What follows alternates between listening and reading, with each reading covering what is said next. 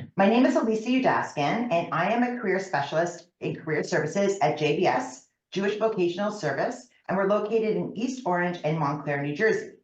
So as I always do, I'd like to tell you a little bit about JVS. JVS was founded in 1939, and our motto at JVS has always been helping people help themselves, which means we help people get jobs and get back on their feet.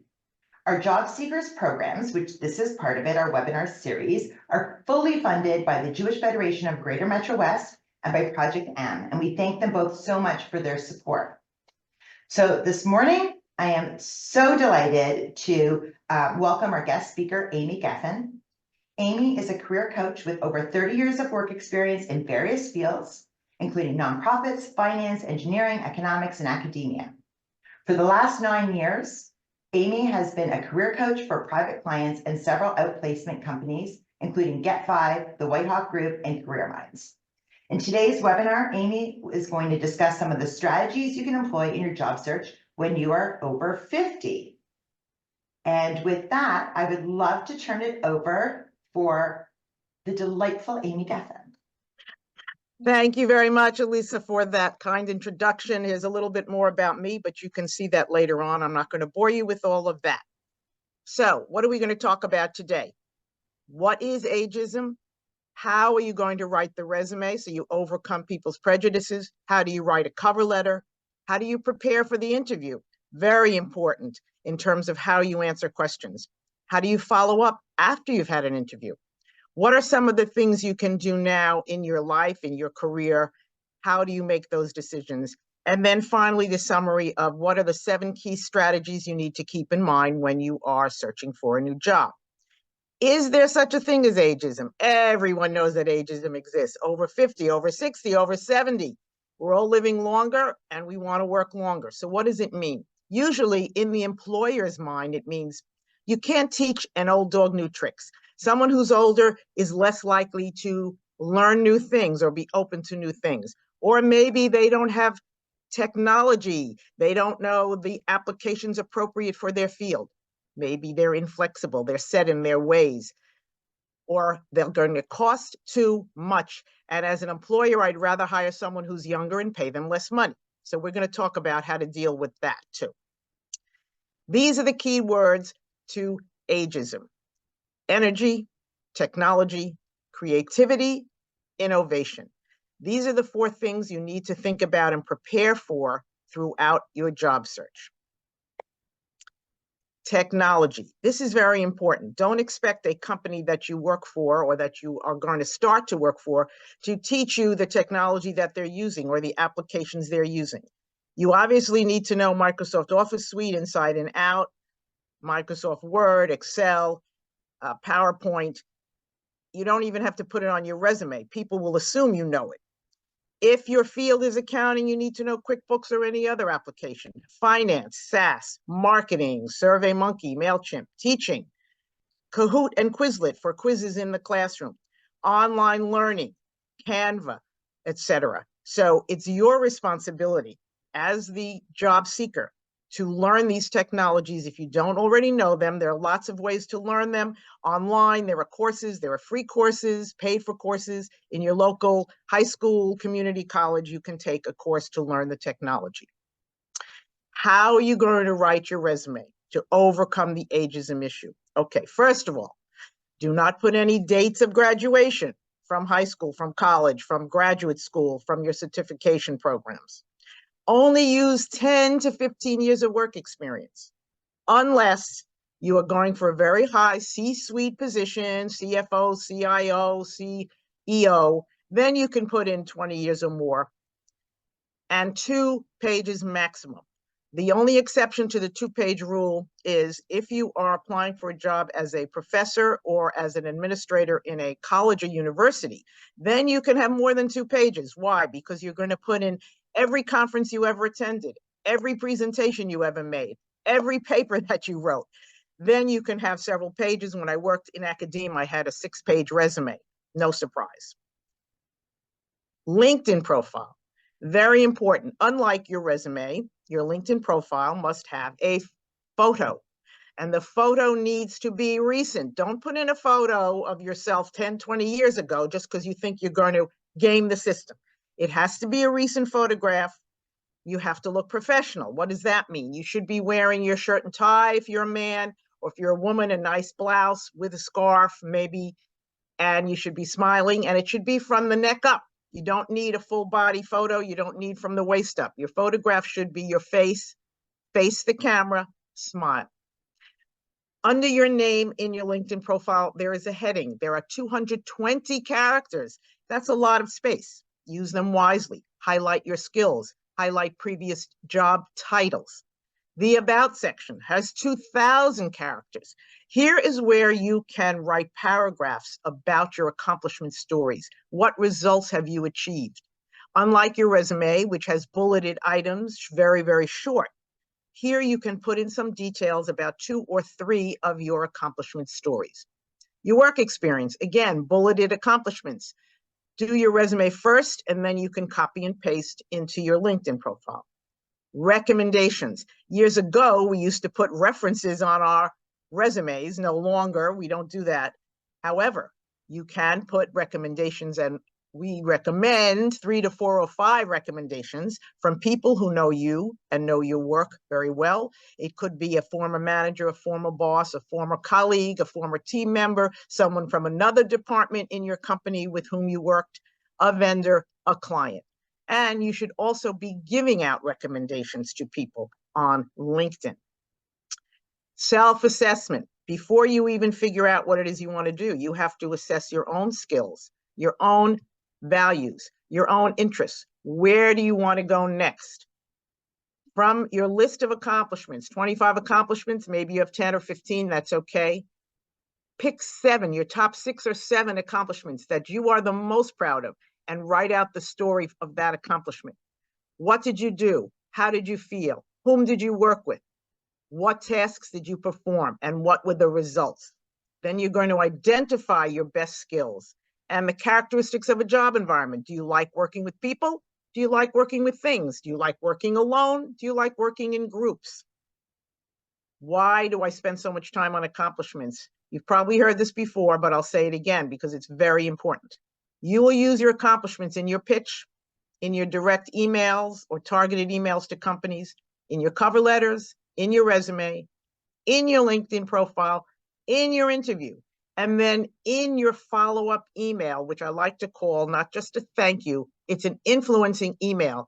Every time you have a meeting with someone or a job interview, you have to follow up and reiterate your skills and your accomplishments. So some people call it PAR, problem, action, result, or STAR, subject, task, action, result. Basically, it's what problem did you solve, what action did you take, and what was the result? So, as someone over 50, you need to show you're creative, you're innovative, you can do new things. And so, see, these are some of the verbs you can use for your accomplishments: created, designed, devised, launched, started, initiated, innovated. You want to show that not only did you do the job, you're not listing your job responsibilities, you're listing your accomplishments. So here are some examples of improved accomplishments. Successfully managed partnerships. Well, what does that mean? Don't use the word successful, show results. Managed events with over 25 associations achieved a 60% increase in partnerships. Developed and published metrics to increase call center. Well, how much? Developed metrics posted daily. Within the first month, productivity increased by 33% and call length dropped 15%. Last example, led a team of 10 staff people to design a conference. Well, so what? How many people attended?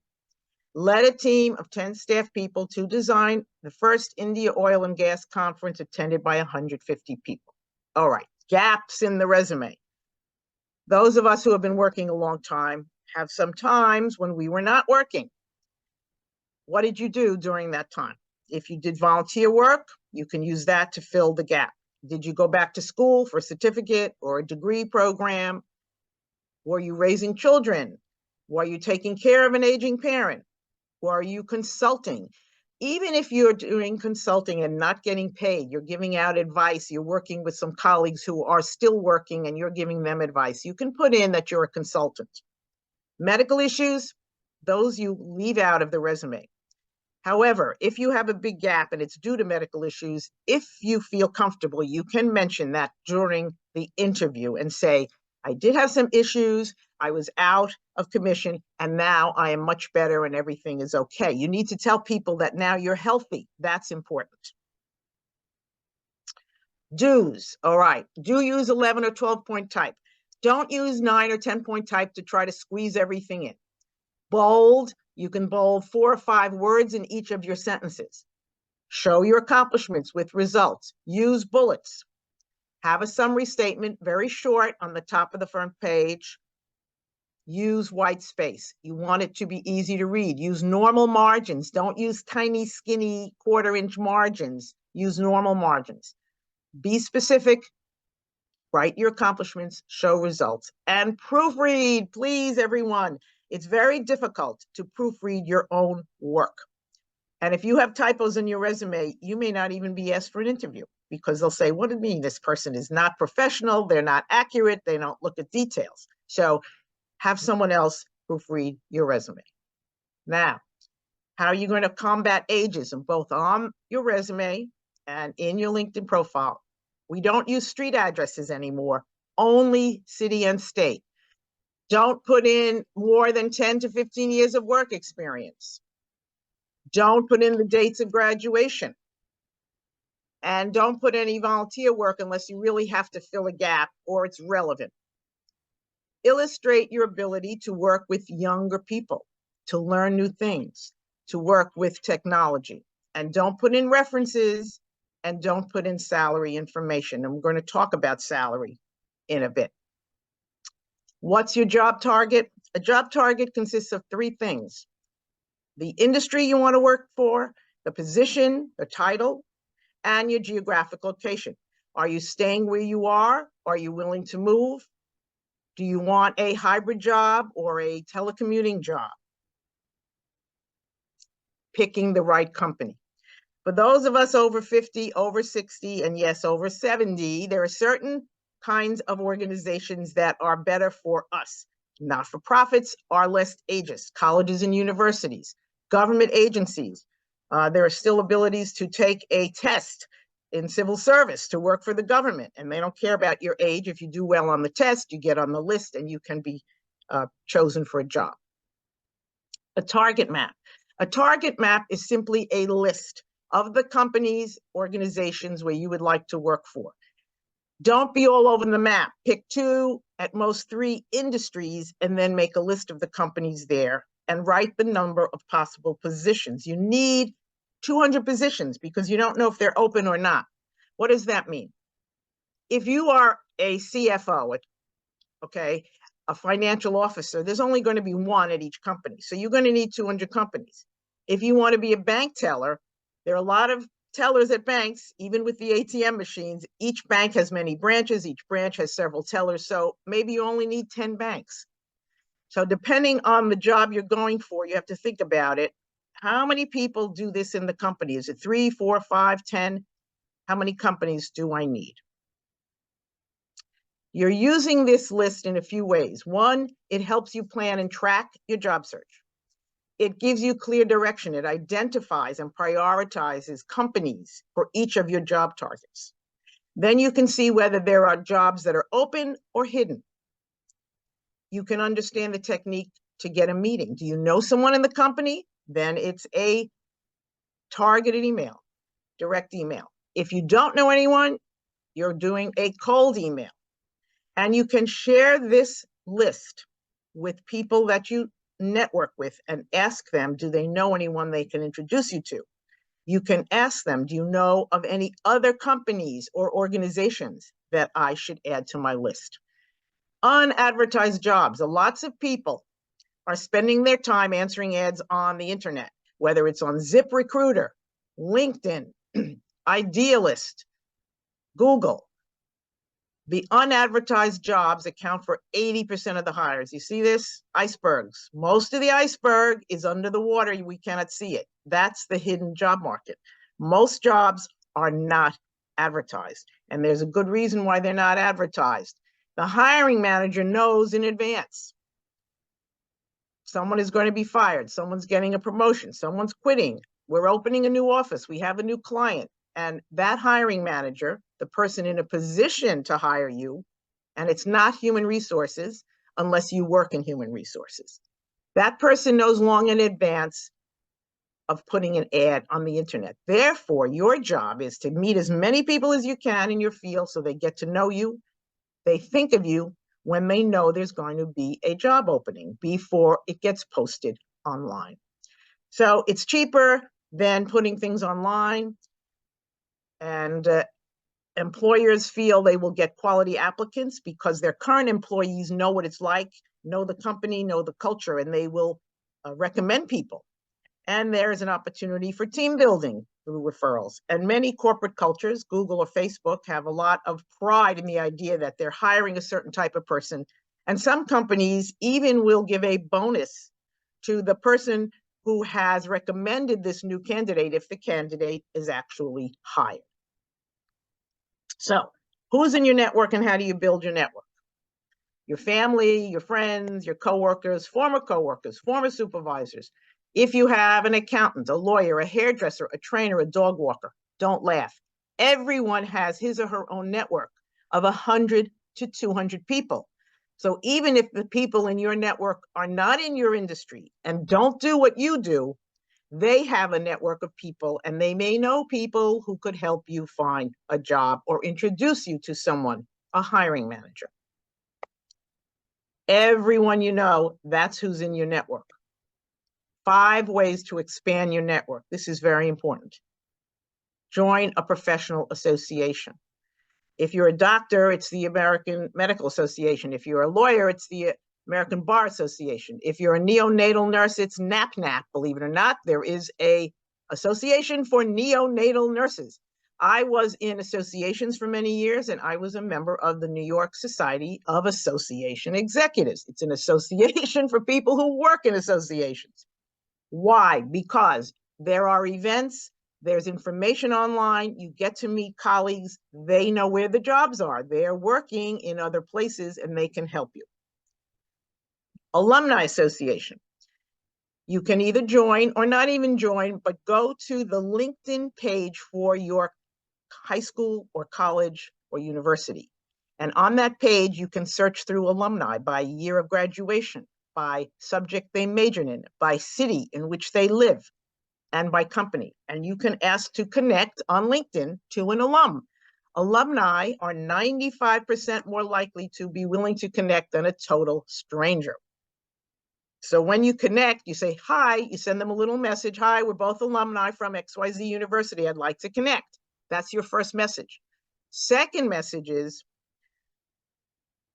do you have time for a 10-minute chat? I would like to get your career advice. Again, you're not asking for a job, you're asking for advice. You want to talk to this person to see what you can find out, learn about their career and who they know, and maybe they can make some introductions. A club. All of us have interests, whether it's tennis, golf, mahjong, reading, you name it, bowling, everyone has an interest. Belong to a club, the people in that club share your interests, and they also have their own networks. Volunteering. If you have a cause that you're passionate about, whether it's teaching English to recent immigrants or it's working at the local food bank or whatever it is, people who share your interests are other volunteers and they have networks too. Join a civic or religious organization. And you don't have to be religious to join a religious organization. You meet a lot of people. Again, they have their own networks. Connect to 5 new people every week. This is extremely important. And as I said, use the LinkedIn to find alumni and professionals. Follow up. After you go to a meeting, call people, email people, set up a one-to-one. Stay in touch every 4 to 6 weeks. It's not enough to meet someone once and talk to that person for a few minutes. It's important to follow through and build a relationship. So how do you get meetings? Well, maybe you get introduced from one of your primary contacts, or maybe you write directly to the hiring manager, or some other way, and then you follow up with a phone call. Now, let's say you call and you're trying to get a meeting with someone. They don't answer. Now, if there is an assistant, sometimes some people do have assistants, then you ask, when will that person be back in the office? And say, this is about an email I wrote to Mr. or Ms. So-and-so, and they're expecting my call. If there's no assistant and there's no answer, keep calling. Don't leave a message. Maybe you can call before 9 a.m. or after 5 p.m. Some people come in early. Some people work late. You want to reach that hiring manager. At the meeting, thank you for taking time out of your busy schedule. Give your pitch. I'm researching your company. I'd like to learn more about it. What are the challenges you're facing? Tell me more about your career path. And then you tell them about you and your career path and your accomplishments. So during this meeting, which is not an interview, it's an information meeting, you're going to say 3 things about yourself, your pitch, your accomplishments, and how you can help them solve their problems. You're going to ask 3 questions. What are your challenges? What can I do for you? And can you give me the names of 1 or 2 people I can meet with, or the names of another company or 2 that I can add to my target list? At the end of the meeting, you show them your list of companies. You ask them if they know anyone who works there. Can you introduce me to that person? Can you think of any other companies that I should add to my list? Thank you for your time. Now, how do you look for an interview? Whether the interview is on Zoom, as we are on today, or it's live. If you're a man, you wear your suit and tie, nice shirt, white shirt or pale blue shirt. If you're a woman, a skirt suit or a pantsuit, a blouse, a scarf. Make sure your hair and your makeup look professional. You want to look ready to walk in that door. You're a professional. The decision to cover the gray or not is up to you. Some of us like to go all gray. That's great. Some of us like to cover the gray. So if you do like to cover the gray, make sure you don't have any gray roots showing, because you want it to look just so. So you might want to go to the hairdresser before you have your interview. Sit up straight, stand up straight, smile. Your personality comes across, even if it's just on Zoom. It's very important to smile and show energy. Tips: smile, show energy and enthusiasm. When they ask you about your knowledge of technology, what are you going to say? You better be prepared for that question and say, yes, I am familiar with X, the application that's used in your field. When asked, how about working with younger people, with millennials, Gen X, Gen Y, and Gen Z? Be prepared to say, either I have worked with younger people on my team, I have reported to a younger person. They want to know that you can get along with different generations. You know, we're the baby boomer generation. Everybody else is a lot younger than us. And at some point during the interview, you need to say, I want this job. They need to know that this is what you want to do now. And it's important that you say that during the interview. Don't say the following things. Never say you're a workaholic. No one likes to hear that, because they want to know that you have some interest outside of work. Never say anything negative about your previous boss, manager, company. And never say you were terminated for poor performance, even if you may have been. Why were you terminated? There was a reorganization. There was a merger.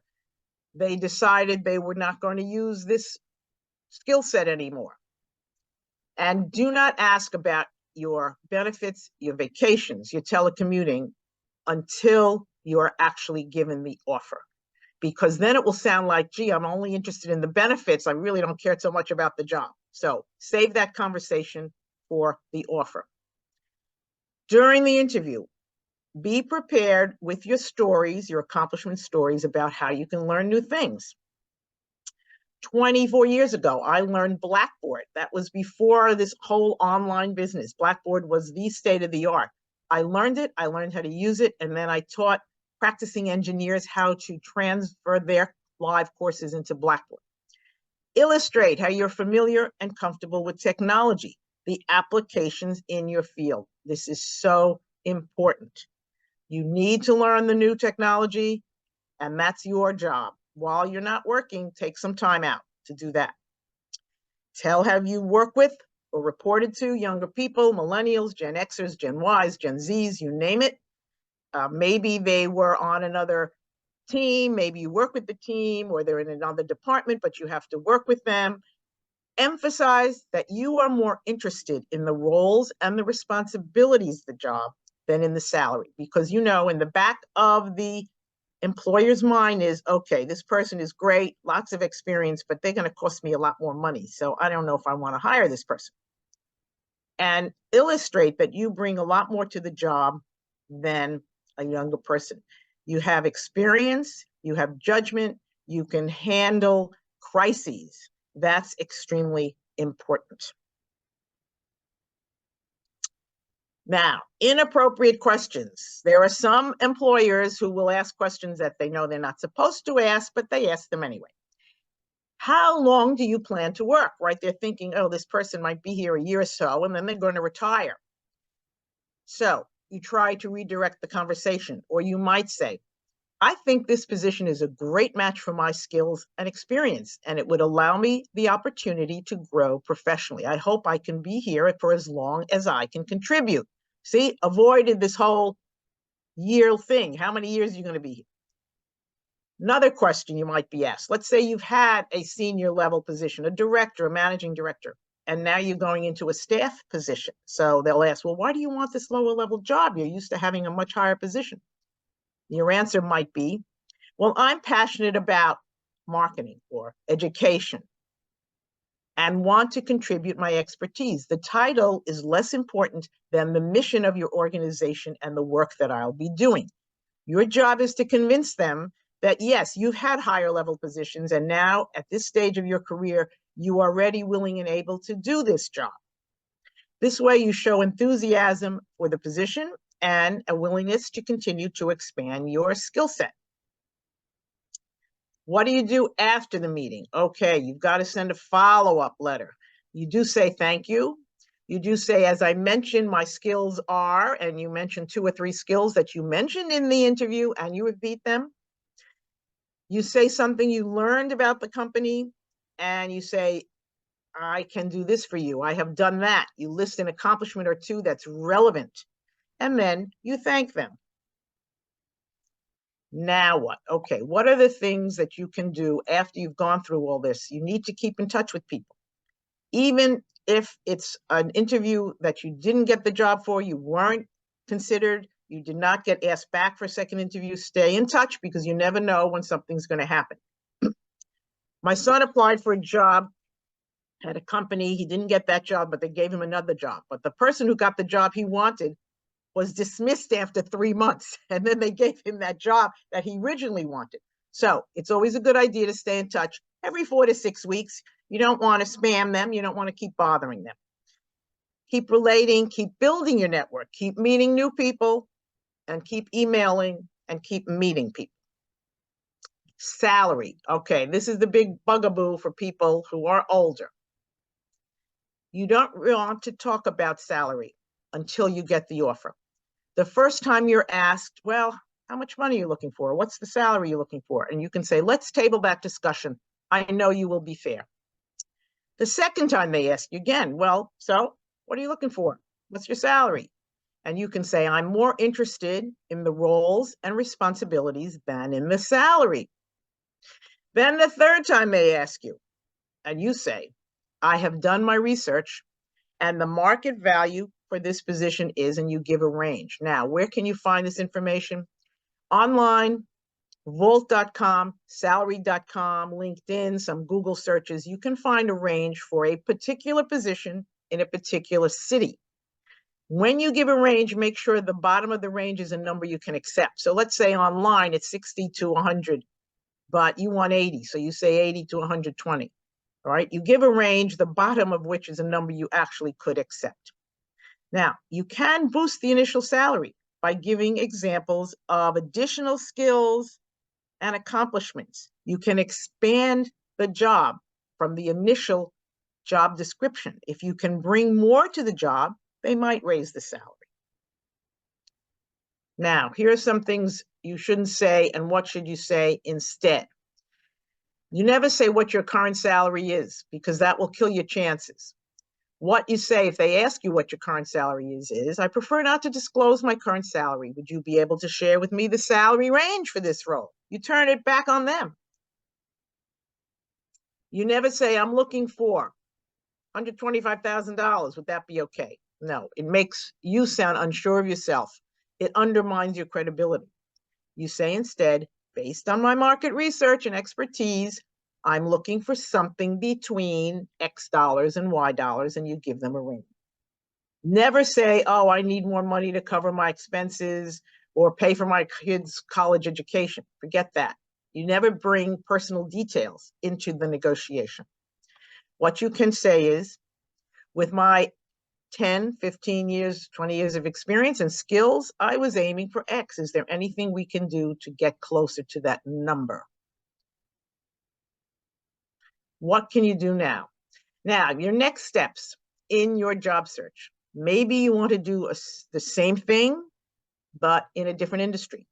Or maybe you want to continue to work, but you want to transfer your skills to a different job. Maybe you're ready to work part-time, or you are thinking about starting a consulting business, or you want to volunteer.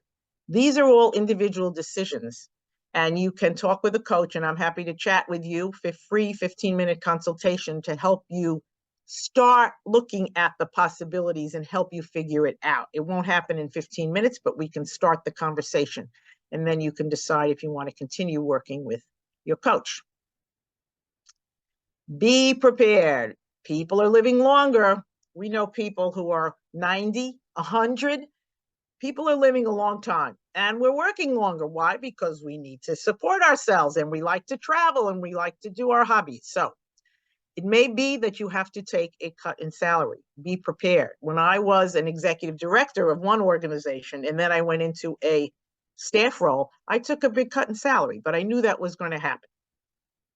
Do a job that you think is beneath you, but you can still do it well. Maybe you step into a staff role instead of a managerial role. Or maybe you take an interim position. Interim means it is full-time, but not permanent. It may be 6 months. I took a 6-month position as an administrator at the Universalist Church in Manhattan. And then I took a year's position as executive director for the Financial Women's Association. I knew it was not going to be permanent, but it was a full-time job. I got a full-time salary while I continued to look for a permanent position. So interim is also another option. 7 ways to deal with ageism. What are the things you need to keep in mind? Energy. They're looking for people with energy. Maybe you bring into the conversation, oh yeah, I go work out at the gym 3 days a week, or oh, I like to hike in the Berkshires. But you need to show energy in the way you behave, your gestures, your voice, and maybe you have some examples of energy. Technical expertise. Once again, you are responsible for learning the technology. Creativity. What have you done that's new, that's different, that's innovative? What did you launch? What did you create? What did you design? Salary. Be prepared. Do your research. Know what the salary is appropriate for that job in that city. Passion. You need to show that you're passionate about the organization, its mission, the product, the service, your skill set. And remember the things I said not to do or not to say. Thank you very much. And now we're going to open it up for questions. Wow. Amy, that was amazing. Thank you so much. And, you know, I personally, as we've talked before, can relate to so much of what you shared with us. And I appreciate and wish I'd had you earlier to show me or guide me into how to answer a lot of these questions. Okay, everybody. So now we are going to, like I promised, I did put it in the chat, Amy, to everyone that you were going to go kind of at a brisk clip, that we're going to share the presentation out after. There is a recording, but we wanted to leave time for a lot of questions. So I captured 3 people in the chat so far who wanted to ask a question. And please add your questions or just say, I have a question in the chat. So there was someone, the name said business system analyst. So I wasn't sure who it was, but the question was relating to when you were saying in the resume to only have, let's say, 15 years back. Amy, the first question we got was, okay, how about LinkedIn? How many years back? What do I show on my LinkedIn? Your LinkedIn profile needs to be consistent with your resume. Why? Because if you go for an interview, someone's going to look at your LinkedIn profile. And so if they see 10 years on your resume and 25 years on your LinkedIn profile, they know already that you're older. So you really have to be consistent. If you're going to stick to 15 years on your resume, stick to 15 years on your LinkedIn profile. Again, if it's a higher level position, yes, then you can put in more years. But generally, they're looking for people with 5 to 10 years experience. How many job ads have you seen that say, oh, we're looking for someone with 25 years of experience? Not many. Okay, so, Amy, I have a follow-up question to that, okay? So I personally, excuse me, so I worked at Mondelez, Kraft, Nabisco, for 20 years. So I put down on my LinkedIn, it shows that I worked there for 20 years, and I didn't put anything beyond that, like before that, because of course, guys, you can see my age, like I had stuff even before that, but it was a full 20 years. I had so many different roles. I wanted to keep that. So what would you say to that type of question? Well, then keep that on the LinkedIn and then put it in the resume. Again, it should be consistent. It should be consistent. Right. Okay. Thank you. Okay. So there are a lot of questions coming in. So I'm just going to tee them up in order. Okay. So Amy, you don't have to look. I'm going to do this for you. Okay. So next, so we have Debbie, then Yi, then Rena, then Scott, then Andrew. So Debbie, would you like to ask your question? Yeah, sorry about that. I was muted. I was as part of managerial scale down. My position was eliminated. So my first step was go to my professional organization who offered a lot of webinars and a job board, but you had to be associated with a university to be in the organization. So I lost that link. And now I'm in the Midwest. I was in North Jersey, and so I haven't known how to do that. Usually you have to be a member of an organization to start that networking. I'd have to start fresh. And I'm in a different position with no reputation professionally here. Well, again, you need to find out what organizations are available. There are some organizations that you can just join for a profession and not be associated with a company or with a university. So see if there's anything. See if there are any other networking groups in your area. Go through Meetup, go through Google. You're going to have to start building your reputation. You might want to go through a temp agency and get a temp job just to show that you're working and get to meet some people. Go to the local library, see if they have any information. So there's a lot of research that you're going to have to do. Yeah, I just started volunteering for a nonprofit because I don't think I'll go back to higher education. There's not as many in this area. Okay.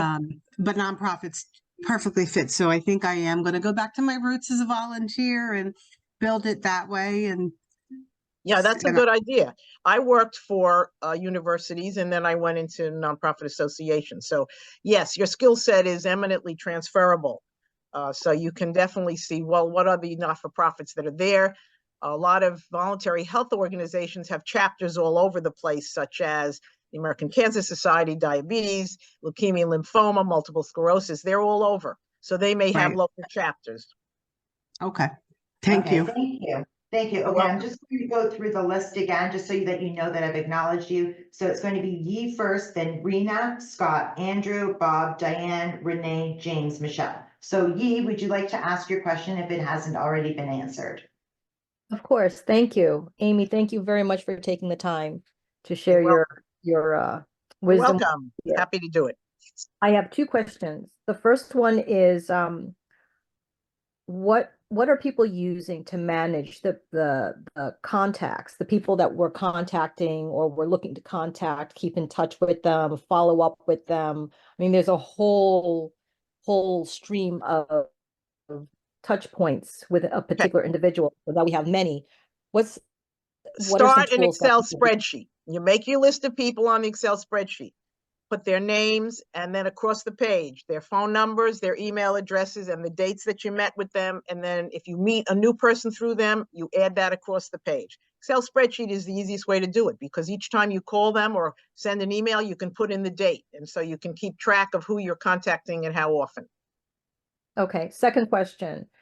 Does anyone have, or your thoughts on the relaunch programs that some of these larger companies have, the returnship programs? iRelaunch is certainly one that I know some people on this call have had some experience with. The big banks have their own returnship programs. Any thoughts on that? I am not familiar with relaunch I- programs, so if there's someone I online who am. wants to answer, go ahead. I am. So it's Lisa. Hi. So I do have a client actually who successfully got a job at Goldman Sachs with the iRelaunch program. So I can include iRelaunch, the URL, unless somebody wants to look it up and put it in the chat here. But it is like, the banks and things like that. And I've seen people have success with it. So I encourage people to try. Thank you. Okay, yes, I've heard success from that, definitely. Scott, did you want to ask your question? Yes, please. Can you hear me all right? Yes. Thank Okay. you. Amy and Elisa, thank you very much. This has been great so far. Just cutting to the chase in the interest of time. I spent the early part of my career in commercial insurance, and then that was 15 years. I spent about 17, 18 years as a relationship manager. I'm trying to find a job that combines the two. And what I've done to date is my resume has like the last 15 years as a relationship manager, but then with the insurance part, which was a long time ago, I have a section at the bottom of my resume that says additional professional experience. I put the title, no dates or anything, just the just the basic information in chronological order. Is that what you'd recommend? Because otherwise I go back and show, I've been working since 1984, which I don't want to do. That's exactly what you should be doing, Scott. Okay. The thing is, the proof is in the pudding. If you use that resume in applying for jobs or writing to hiring managers and you just get an answer and you do get an opportunity to talk to people or an interview, then you know it's working. If you keep sending it out and nothing's working, then we have to look at it again and say, okay, what else can we change?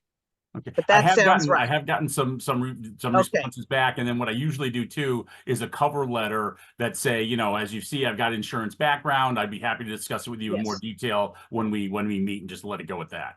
Excellent. You're doing the right thing, Scott. Okay, excellent. Thank you. Appreciate it. Okay, so Andrew, would you like to go next? Hi, thank you. I have actually a question and also a comment suggestion. My question is on my resume. I had between 2020 and the last year or so, I had 3 jobs that I had that were all terminated as a result of layoffs due to COVID. And in terms of my resume, I'm trying to deal with the issue of presumed job hopping.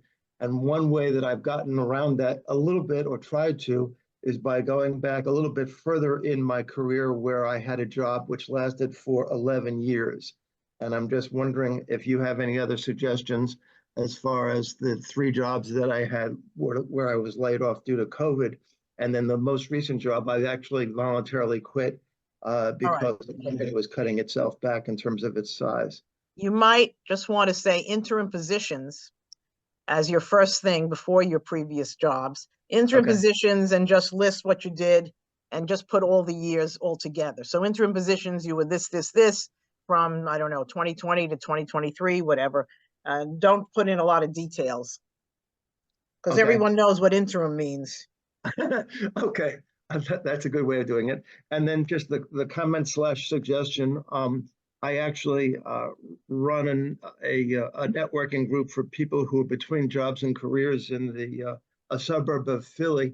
And one of the things that I've done for some of the people who've attended is I found somebody who does, I guess he's a franchise coach kind of person who, if people ever have thought about starting their own jobs, just changing their careers differently, that's another thing that I would just throw out to people if anybody's interested. Yes, franchising, and you don't have to have $250,000. There are a lot of franchises that don't require that much money. And if they want, if anybody wants to reach out to me privately, and I can put them in touch. Yeah, excellent. So why don't you put your name in the chat again? Okay. Okay, with that line. Okay, perfect. Okay, Bob? Hi, Amy. I'm very impressed with your presentation, but I must say that it seems like the focus has been on upper management, white collar, big company type organizations. No, all this refers to a job search. It could be not for profit. It could be any type of job. Well, I here's my did not specifically talk Okay. about things like HVAC or plumbing or electricity, but So I was the gonna, but basically it's the same thing. You still have to network with people. You still have to get meetings with people. oh, I'm not denying that, but my question is regarding union shops or the small ma and pa shop, type companies. Some sensitive topics that would invariably come up are things like employment contracts and non-compete clauses, some of which have been ruled illegal. Well, how do you introduce something like that? you have to decide once you get an offer, then you can discuss, is there going to be a contract? Is there going to be a non-compete clause? And if you have issues and you're not sure, then you need to talk to an employment attorney. Okay, so first get the offer, then inquire about that. Yeah, Okay. there's no point in discussing it. When you get the offer, then you're in a better position to negotiate. Gotcha, thank you. You're welcome. Excellent. Excellent question. Excellent answer. Thank you. Okay, Diana, would you like to ask your question? Hi, thank you. And the question I have is about my LinkedIn profile. I'm in the DC area where there's lots of trade associations, and I have 15 years of experience there in the beginning of my career. And then the last 15 years, I've been working in local and federal government roles. So how can I display that information? Because I'm trying to get back into the trade association world. As you mentioned, I feel like that can be a good fit where age and education and experience are appreciated without aging myself out. Should I get away from using the start and end date wizard and put everything into that section on LinkedIn that gives you flexibility to talk about your experience? Because I notice LinkedIn forces you to put in a start and end date for your positions. Well, I think you've got to put in what you've been doing in your cover letters, in your conversations, and then in the interview. That's when you can say, look, I've had this experience and I'm transferring it. And you've transferred the skills, no doubt. You've transferred the skills from your trade association experience to your current job, and now you want to go back to it. It's a question of how do you convince the employer that you have the skills and you have the interest and the passion in switching back to what you were doing before. I mean, I can't see you're not putting it into LinkedIn, because then what do you do about your last 15 years of experience? It's got to be in there. Yeah, so I think just to build on that, I think that your idea, if you didn't want to put something that was like 30 years ago association, because you do it with the dates in, what you could do is exactly what you said, is in the about section, mention those associations that you worked for. And to exactly what Amy said, you'll have the opportunity when you are being interviewed to talk about them more. And then I can take the years off of my LinkedIn profile. Right. Yeah. Put it in a different section. Yeah. Got it. Thank you. Okay. Okay. Renee Stanek, do you have a question? Yeah, you mentioned civil service tests. I'm not familiar with these types of jobs. Are they state or federal? What type of jobs are those? There are state jobs and there are federal jobs. An example, my sister years ago had a college degree, no job experience. She took a civil service test down on Long Island. She lived in Massapequa Park on Long Island. She took a civil service test and started to work for food stamps. And she stayed there over 30 years and became a supervisor and got a pension. So yes, you have to look into that. Workforce development, look into your state and see if there are civil service jobs. Excellent. So James Allen, do you have a question? Yes. Hi, thank you. And Amy, thanks. Excellent presentation. I just wanted to ask, you had mentioned earlier in the presentation, the 3 types of organizations that tend to hire older people. And I wanted to write them down and I just couldn't, I just wasn't able to get them down quickly enough. Sure. It was included nonprofits. Nonprofits, which also includes associations. Okay, colleges and universities, okay, and government agencies. Why? Because if you have to take a test, if it's the type of job you have to take a test for, then you just take the test and you do well and you get on a list. okay, Obviously, there are other government jobs that are not test related. That's something different than that's all networking and who you know. okay, I hear you. And the only thing I'll add to that, thank you for that. And the only thing I'll add to that is there are some companies, including some pretty big companies, that also have committed to hiring at least a certain percentage of older people, or at least they don't tend to not hire older people. They've made some commitments in that regard. I don't have a lot of details on that, but I know it's true from what I've been reading. Then AARP actually has asked some companies to pledge to be fair in their hiring practices. And actually, there's quite a few companies that obviously they're not doing it completely altruistically. There's a lot of reasons to do it, but that's actually another avenue. There are some companies that are not as picky in that regard. Exactly. Thank you for that. Thank you. Yeah, absolutely. Okay, so Michelle, no, sorry, you know what, Rena, you came back on the chat. A comment and a question. One of the comment I just want to throw out to people is, sometimes think out of the box. I've had to really scramble on network. I belong to networking organizations, and I've had a LinkedIn profile that I created 10 years ago, but then didn't do anything with it. So when I lost my job, I was like, oh my God, and had to start throwing everybody, out there. So what I also did is, not only I'm a facilities manager and I can work in any industry. Everybody needs at least one of me. So I looked at some big companies and I went to their websites and I clicked the interested button. But then I also did searches, not only of the facilities managers, but also of the HR people. And I saw positions being posted from the companies that weren't what I wanted. But a lot of these positions actually are listing on LinkedIn who the talent or HR or recruiter is. So clearly they have to know people are going to reach out to them. I reached out to a hospital. They came back and told me about a career fair. And I said, thank you so much, really appreciated it. So when the bad weather came, she actually reached out to me to let me know that they changed the date. And then I reached out that I had to cancel because I was sick.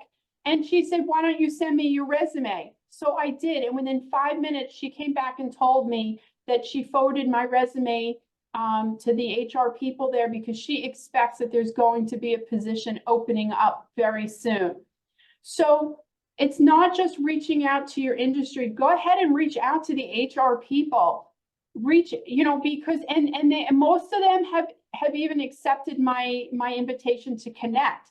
So it's not just saying here, please remember me. It's I'd like to add you. To Amy's note about the spreadsheet, I've added so many people at this point. I'm adding for sake of adding, and I've lost track of the reason. So I've actually started a spreadsheet mostly so I can keep in touch of all the recruiters that I've added so I know who to go back to. You really can lose track of your contacts so easily. We get caught up in taking all the courses and the seminars and everything, and then kind of lose track of spending time looking for the job. So I felt reaching out and kind of going out of the box kind of is working out. So just, food for thought of thinking about, doing that, because it could, who knows, I could get a job. The question I have is regarding, and it might have been answered already, and I do apologize because I know it's been brought up a lot here, is the number of jobs on the resume. So I've been working obviously for years, as everybody else has. So I've cut it down to 3. The question is, my last position, I'm like floored, I can't believe it. I had for 13 years. I was actually just a few weeks into my 14th year. The outplacement company I'm working with knocked out the other 2 jobs that I added. And they said it should just stay to 1 page, just leave that 1 job. But I work in many industries. So those other 2 positions that I kept on, my last 2, showed different industries. And I've seen jobs posted where they're asking for people for some of these industries. So my last job is 13 years. Those other two positions, one was for 2 years and the other was for 6. So it covers a lot more years. Is it wrong to add those? Because it shows diversity. All right, so the answer to the question is this. If you can have 2 resumes, one that just has the 1 job and the other that has all 3 jobs. And if you see a job in an industry that you'd like to apply for, then use your second resume. Just because the recruiter says one thing doesn't mean you have to listen, okay? You need to have a resume that works for you, that gets you a response. But then you have to match it to LinkedIn. So then, you know, if you have various areas. So for me, I guess I'm more comfortable in having those 3 on there, because if, you know, if people are looking for me on LinkedIn, they're going to see my experience. Yeah, I'm sorry to interrupt here. So I love this dialogue. I just want to make sure that we can open it up to some more questions. Okay, let's move on. And feel free to reach out to Amy. There has been questions. I am going to, well, her information is right here on the screen, but I will email it out as well. And you are all welcome to take Amy up on her offer and to reach out to her, of course. Okay, so next we have Michelle, Lee, and then Ravi. So Michelle, go ahead. Yeah, well, my initial question I think has already been answered. It had to do with like what to do when you're looking for a job in a field that you last worked in like 20 years ago. And I think that question's already been answered. But a similar question is, what I'm running into is these like online applications that are either on the company's website or they're like through Indeed, and they actually make you put in the dates that you worked. Like it says must be filled in. Is there any way around that? Well, do you know what I'm talking about? just put in the last 10 to 15 years. The thing about online applications is you've got to put in what they ask for, but then don't put in any more. You don't have to put in 20, 30 years of experience. The second thing is you need to research and network into the company and find out the name and email address of the person who's actually hiring, and then also write a cover email with your resume to that person. Don't spend all your time answering ads online. Okay, thank you. Excellent. Excuse me. So Lee, did you want to ask your question? Sure, thanks. This actually does loop back into, I think it might have been Scott who was talking about including information from the past. So yeah, if I go back 15, 20 years, that only gets me through my last 2 jobs. But before that, I had position in tech with really big names, with Microsoft, with Apple. So I actually have a second section underneath the work experience that says additional related. Yes, we answered that questions. Excellent. Yeah, no, we did. But the interesting thing is I was working with someone else. Scott said he didn't have dates there. One reason why I like having dates there is that my tenure with Apple was 9 years. Does that not matter if that tenure was in the 80s and 90s? Well, here it is again. If people are ageist and they don't want to hire someone who's your age, putting in the dates is not helpful. So try having 2 resumes, one with the dates and one without the dates, and you send out the one without the dates and see if you get any responses. And if it works, then you use it. That's what we're trying to deal with here. We're trying to prevent people's biases so that you do get the meeting or the interview. Okay, thank you. Right. And can I just build on that? I think that's exactly what you just said, Amy, is we're trying to prevent people's biases of age discrimination, age bias. This is not about hiding who you are. We all bring so much experience with our age. But if you're finding it tough, the way you have your resume now, listing the 30 years, then try a different approach, which is what Amy is suggesting, so that you get that interview and you can wow their socks off with all of your wonderful experience. Right? Cool. Okay. So the next, Ravi, and then I have Diane. Okay. Yeah, hi. You guys can hear me? Yes. Yes. Okay, first of all, let me say thank you, Amy and Alyssa, for a great session. That's, You're welcome. very useful and informative. My question is not truly related to age, but I see that we have an eclectic group of people here, and so I hope my question is relevant, and I would appreciate Amy's advice. I'll keep my question short. Do I need to worry about having a strange name, or because I speak with an ethnic accent? I have been told by well-meaning people before that if you have a foreign name, that makes landing interviews all the more difficult. And I know resume whitening is a common practice. I couldn't do it because, for me personally, my name is just as much as part of me as my Indian ethnicity and the color of my skin. And I am of the firm belief that there is an employer out there who will appreciate me for who I am, despite my weird name, and hire me based on my skills and experience. And I've also always been of the opinion that any company or hiring managers who discriminates because your name seems funny or different may not be worth working for. Am I being dumb? No, I totally agree with you. You are who you are. And if a company won't interview you or hire you, you don't want to work for them. Okay. They're too prejudiced. So you send out your resume, and if they see your skill set and it matches and they interview you, good for you. But you don't want to work for a company that's too biased against people who are from another country, who have an accent, who have a different skin color, a different type of name.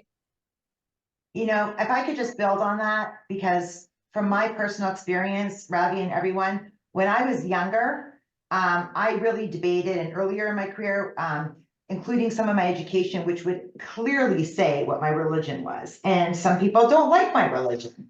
And as I got older, I thought, you know what? I only want to work at a company where they accept me for my experience and who I am. And so I think that, that question is very natural to have in the back of your head. And the attitude, Ravi, that you said, and that Amy and myself, is there are so many places that will, that I want to work where that doesn't happen. So thank you for your question. Okay, so I have. Thank you. Thank you. So I have a Diane, then Karen, then Diana, then Patricia. So Diane? Okay, Amy, you were wonderful. Thank you so much for every word you said. And I wanted to ask you about the volunteer. I get a lot of interviews with my resume, but that's not should I take the volunteers off? I volunteer, I coach golf with challenged young adults at night in the summer. And I also volunteer at the Jewish Community Center in Stanford. And I also go to New York for the Bowery, to help at the Bowery. Mm-hmm. I have to take them off. Well, if they're on your resume and your resume is getting you interviews, then leave it. If they were on your resume and you weren't getting interviews, then I would say, well, let's take a look at it. What should we keep and what should we take off? But if it's working, then go for it. Now, I have a resume. I have an interview on Monday. And as you can see, I had a little car accident. I have black eyes, a black eye. So do I deal with that? Put on makeup. You don't want to deal with it. I'm sorry. If you have an interview, is it by Zoom or live? Oh no, it's in person. Well, I would put makeup on. And then if they do say something, say, well, I had a car accident, but I'm okay now. But I would cover some of it with makeup. Oh, actually, it is, but I will do it again. I'll get more makeup. More makeup. Okay, thank you. You're wonderful. I really appreciate it. You're welcome. Thank you, Diane. Okay, Karen, would you like to ask your question? Excuse me. Sure, thanks a lot. I participate in a number of networking groups that are, HR folks, helping other HR folks in a job seeking mode. And there's been a lot of discussion lately on LinkedIn skills, and being smarter on those. For example, is it capped at 50? Is it capped at 100? Which one do you use? being aware that only the top 2 will show on your profile. The system can sometimes reprioritize your skills, getting your skills endorsed.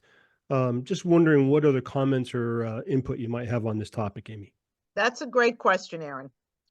The list of skills is less important than the skills that you put into your heading of 220 characters, that the skills you repeat in your about section, and the skills you put into your experience. What's more important than listing your skills are getting the recommendations. So you can put the skills in the heading, the about section, and your experience. And the more times you repeat the same skills, the higher up you'll come when someone does a Boolean search. Recruiters and hiring managers are searching on LinkedIn using Boolean searches with keywords. That's why you want to have those keywords. The endorsements, it's not that important. What's more important are your recommendations. Amy, I think you might have misunderstood me. I mean, I'm keenly aware, of Okay. including skills and keywords in your profile and your resume. Okay. I'm talking about the skills section within LinkedIn. Well, again, you put in top 10. I mean, how many are you going to put in there? Right? Yeah, I've struggled with that too. I mean, how can you really include 100? Top 10, that's enough. Okay, gotcha. Thank you, Amy. Cool. Okay, Diana Combs and then Patricia. Thank you. So I have gotten interviews, but they're video interviews, and normally at that point, if they're younger than me, they know I'm older than them, just, by something as simple as skin firmness. And the ageism pops up then. And I'm wondering if you have any insight into that, dealing with it at that point. Well, again, you have to show them that you're interested in the company and the job and that you can do the job. And if it's someone who's doing the initial screening is so young and that they're prejudiced against people your age, then you don't want to work for them. What can I say? You are who you are. You look like what you look like on Zoom. Exactly. Yeah, I mean, that was my approach. I just wanted to explore all options. Thank you. Yeah, I mean, I don't have another answer for that. Sorry. Right. I mean, the most important thing is, first of all, you are who you are. Your age is your age. When you're going and you have that first interview, that video, that interview, don't focus on, oh, do I look older? What am I wearing?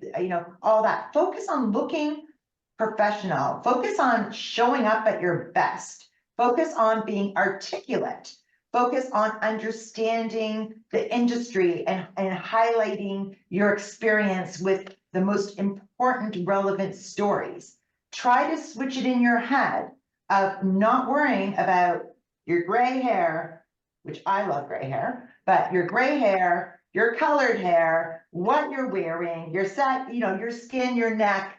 I mean, all these things are in your head, but when you go for that first interview, you need to focus on what you're bringing in terms of your experience and your professionalism to that interview, right? Exactly. Right.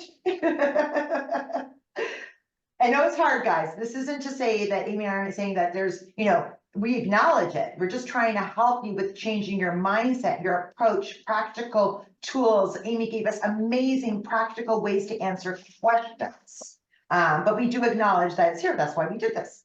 Okay, Patricia. Hi, thank you so much. This has been fabulous.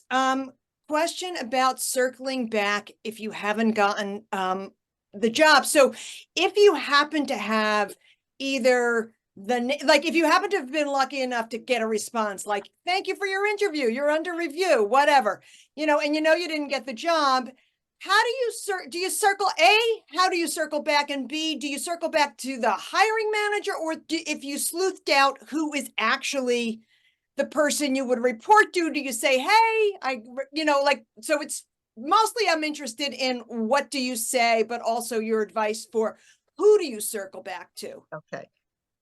If you did not get the position, you do still want to circle back to the hiring manager. That is the person to whom you would have reported had you gotten the job. That's the person you're circling back to. You want to stay in touch with that person. Again, not too frequently, but maybe you've read an article in the Wall Street Journal that's appropriate or in their trade journal that's appropriate. You say, hey, have you seen this? Da, da, da. You want to keep up a conversation. Okay. So that's the person you talk to, and that's what you say in the follow-ups. So I'm sorry if I missed it. What you say is, even though I didn't get the job, I'm still committed to the mission of your organization, and I'd love to keep a conversation going, or what do you say? Yeah, you say, I enjoyed our conversation. I'm still interested in the mission of your organization. This is what I read lately. You have to share something. It's not just saying you're interested. It's not a in one-way them. street, but I'm talking about, actually, that's hugely helpful. But if you didn't even get, I'm talking about if you didn't even get an interview. Same thing. Same Okay. thing. Okay. Thank you. That goes under networking, right? I mean, that goes under what Amy was sharing earlier. You know, you want to keep it, build your network, nurture your network. And then there's that line. You don't want to be a nudge. You don't want to be too much of a, okay, I'm trying to keep it clean, the words, but you don't want to bother people. You don't want to be like a bee in your hair. Spam them. But you want to stay top of mind. And so staying top of mind, you have to give value back. So exactly what Amy said, right? And so just think of it as, you know, you're continuing to network when you've applied for jobs and you've maybe spoken, even if you didn't get an interview, just keep on trying to network. Right? Thank you. Thank you. Okay, are there any other questions? If anyone has a question, just in the chat, I'll give you guys a minute. There are 3 people who have their hands raised: Kim, Jerry, Saul, and Adriana. That means they must have questions. Okay, and I'm not looking at the hand raised because I'm looking at the other thing. Thank you. Okay, so go for it. Amy, please, can you say those people's names? Kim? Yeah. Yes, hi. Thank you so much, Elisa and Amy. This has been fantastic. I haven't practiced law in 30 years. I came down with MS. And back then, if you couldn't work 50, 60 hours a week, you were out the door. So I raised my kids, I homeschooled them, I volunteered different places here and there. And now that remote is available, I want to go back to work. And how do, with that big of a gap, everything I have that is substantial is 30 years old. So what do you suggest I do? Well, again, you're going to have to deal with the gap, raising children, homeschooling, and then put in your experience. And then you have a conversation during the interview process or on the screening call that you have these skills and you want to use them. Now, the thing is, your skills are rusty. Have you used them in any way, shape, or form? That's the other thing. Yeah, in my volunteering, I did. Okay, so you need to put that in there someplace, in the resume someplace, in your cover letter someplace, so that you can get yourself to the interview. Yeah, and if I could just add to that, what you're describing is a little bit different from the other things we've been talking about, which is re-entering the workforce after a substantial period of time. Yeah. Email me. I have my email in there because I've actually been researching articles that I've been, because that's a topic that I'm very interested in. So the returnships I returned that somebody brought up earlier, but there are also some really helpful articles that like Indeed, LinkedIn have on re-entering the workforce after a substantial time. So just email me and I'll dig them up for you, okay? Okay, and then I did want to mention, I took a class, became a certified mediator here in Texas. I took a class on arbitration, and for a lot of people, you don't have to be an attorney to be a mediator, to be an arbitrator, but for the most part, what I'm gathering, if it's not skills that you can use in a profession that you already have, you probably will have to be willing to go out on your own and start a business, but it's something that you might want to consider. Thank you. Amy, who were the other 2 people with their hands up? Jerry, Saul, go ahead. Yeah, right. Thank you, Amy. Good presentation. Just a quick question for you. LinkedIn has adjusted, if you're not a premium member, 200 characters, which is crazy, to contact these folks. And also, I'm trying to minimize, make it effective when I communicate to potential hiring managers, but how do you go about getting the corporate email of the hiring manager? If you know the name, how do you get the format? Do you have to call the company? What do you got to do? Good question. Okay, so first you can go to the company website and see if there's any email for any of the people who work there. Maybe there is, maybe there isn't. Then you can go to the LinkedIn profile for that company. Some companies will have a LinkedIn profile section with names of people who work there and see if they have any contact information. Barring that, this is how you do it. There's probably maybe only 5 ways that someone can write an email for their company. Yeah. First name, last name, at company, first initial, last name, first initial, first name only, at. That's what I suggest. If you can't research it in a Hoover's or someplace else with emails, 5 or 6 types of emails, you send it to the 5 of them and you'll see if any of them go through.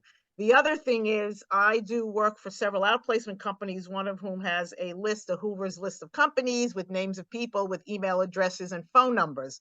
So if you are my client, I can look that up for you. Okay, thank you very much. You're welcome. Adriana Salerno. Exactly. Okay, can you hear me now? Yes. Okay, thank you. First of all, I just want to say, you're both on point. I'm an HR professional and I work in the Massachusetts, New Hampshire area. And, I just wanted to comment on the person who said, how do I get back in touch with the HR person if I didn't get the job?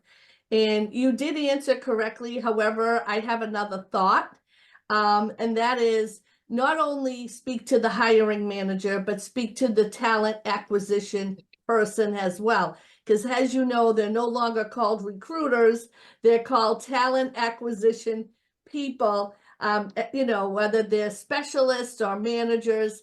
And and the reason why I say that, because it actually happened to myself. There was a position that I applied for. I did not get it, unfortunately, because someone internally applied. However, I did say that if there's another position open, which there was, I said, would I be able to interview for that? And yes, I was. So, that's why sometimes speaking to the talent acquisition person is the first step to getting back onto another position at the company. Thank you for that advice, Adriana. Yeah. Elliot Hollander, you have your hand up. Yes, if I can just can you hear me? Yes, go ahead. Okay.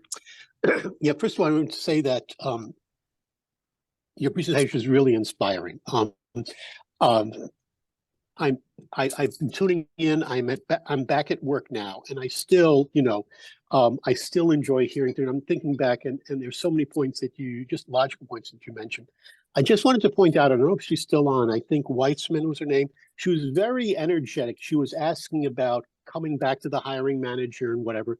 There was a certain level of enthusiasm. It may have been anxiety or whatever. And I just want to say from personal experience, when you get the interview and when they say, well, this is what, we'd like to do. This is where we see you. This is what our project is. I find if you can listen to that and it's your sweet spot and you're really passionate about it, and you show that by basically not waiting till the end of the interview as part of your source story, tie that directly in, by the way, have you such and so, whatever. I think what comes, that enthusiasm that comes across is going to be so helpful, even if you don't get the job, that that engagement.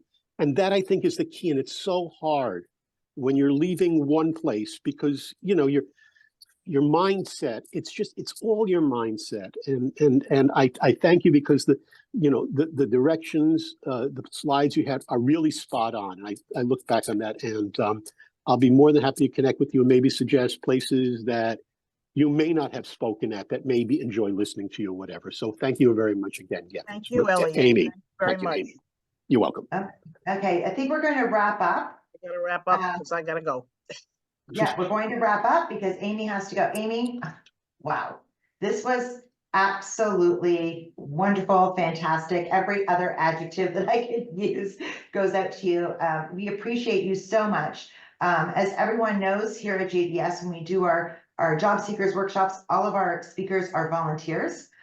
We are sponsored generously from the Jewish Federation of Greater MetroWest and Project M. And the last thing I wanted to say is that our next session is going to be on March 7th, and we're going to be talking about interview strategies more than words. And I want to thank you from the bottom of my heart, from all of us, how amazing this was and fantastic. And be in touch with Amy. You can reach out to her, guys. Okay, thank you.